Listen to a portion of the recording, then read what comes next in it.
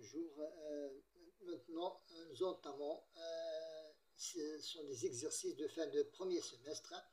Donc, pour la question numéro 1, voilà, j'ai corrigé l'exercice numéro 1.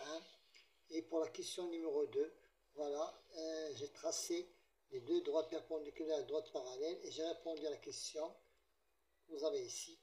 Maintenant, pour la question numéro 3, nous avons ici deux carrés, il y a un rectangle, j'ai trouvé la surface du rectangle et la surface des deux carrés et j'ai fait la somme, c'est 360 mètres carrés. Et pour trouver l'engrais que nous avons besoin pour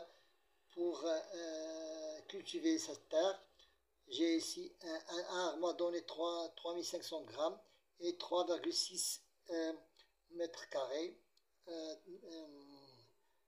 3,6 ar m'a donné 12 600 grammes, ça veut dire 12,6 kg. Maintenant, pour les nombres divisibles par 2, ce n'est pas divisible par 2, ni divisible par 4, c'est divisible par 2 et divisible par 4. Ce sont des nombres qui sont divisibles, 318 divisible par 3 et non divisible par 4, divisible 348 divisible par 3 et aussi par 4, 316 n'est pas divisible par 3 et divisible par 4. Pour le problème, on a acheté, Mademoiselle Soukaina a acheté un lave-vaisselle, elle a payé au début 2599, mais j'ai enlevé de 4299 la somme au début de l'achat, on a donné 1700. Il a divisé le reste, ça veut dire 1700 sur 4 mois. Donc chaque mois, il paye 425 dirhams. Nous passons à la page suivante. Voilà. L'exercice numéro 7. Nous avons ici une surface de longueur. Le périmètre, c'est 26 et le périmètre de la figure est de 26 cm. Et pour la surface, ici la surface du rectangle, c'est 24 et la surface du triangle, c'est 34,4. J'ai fait la somme entre 24 et 34,4, m'a donné 58,4 cm². C'est la somme, la surface de la figure.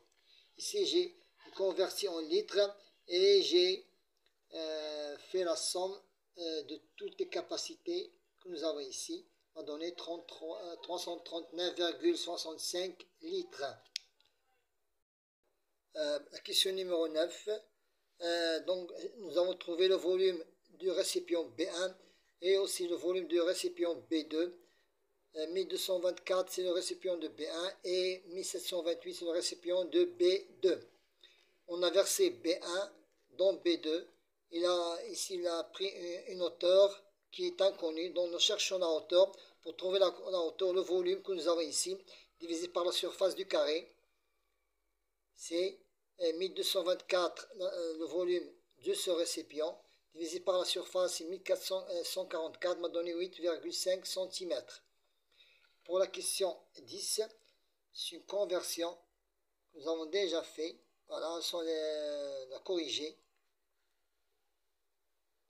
Maintenant, pour la question numéro 11, quel est l'effectif de la classe? On a compté ces nombres-là, on a trouvé 28, ça veut dire 28 élèves.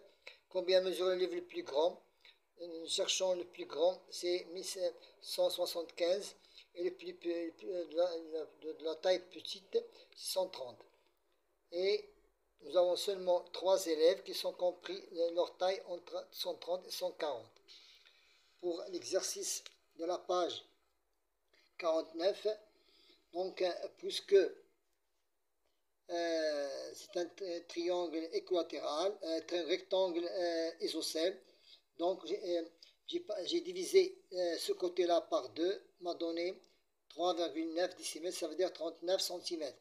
Donc pour trouver la hauteur, pour trouver l'aire de ce triangle, B fois H divisé par 2, ça va être 39 fois 39 divisé par 2.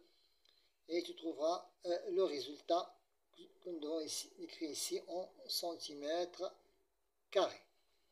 Et pour ce trapèze, il a pour surface 27,735 décimètres carrés, sachant que le carré a pour surface 18,49, j'ai soustrait 18,49 le carré de la surface entière et je l'ai divisé par 2. Pourquoi je l'ai divisé par 2? Parce que nous avons deux triangles rectangles de même surface. J'ai trouvé 462,25 cm carrés.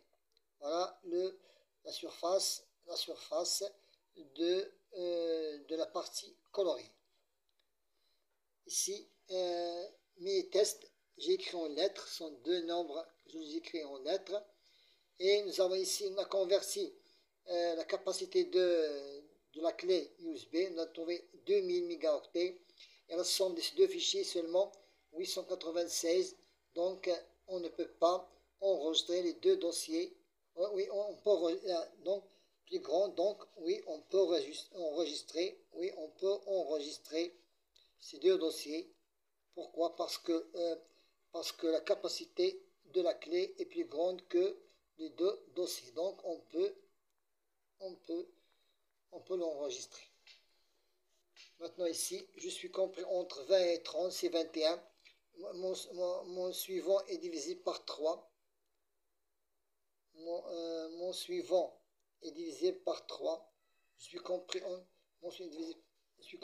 donc c'est 22. Donc mon suivant c'est 20 et mon précédent est divisé par 2.